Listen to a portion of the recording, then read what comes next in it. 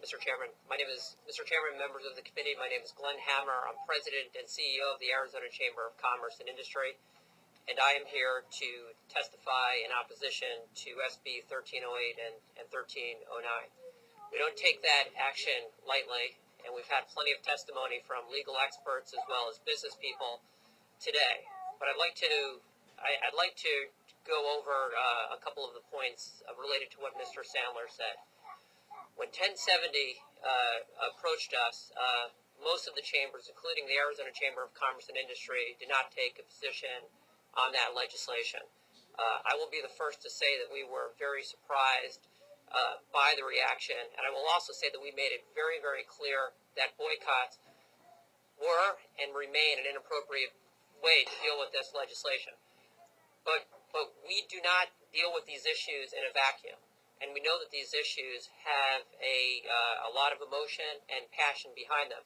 And I'd say, unlike 1070, which was basically based upon a concern, and part of it is a very legitimate concern that the federal government has fallen down in its fundamental responsibility to secure our border and to take care of the other issues related to immigration reform. So again, the goal of 1070, according to its authors, was basically to enforce federal law.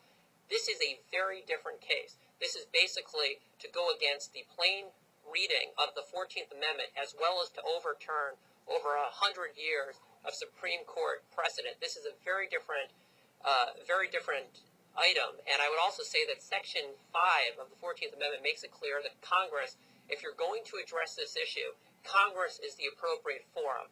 And it probably would take a constitutional amendment, but in the alternative, I don't believe that there's much of a chance that any court is going to seriously consider a law passed by the state government. We stand ready to join with you when it comes to making sure that our border is secure and that Arizona is properly treated when it comes to the cost of reimbursement for our immigration situation. But we, in all due respect, don't believe that this is the best way to approach the 14th Amendment issue.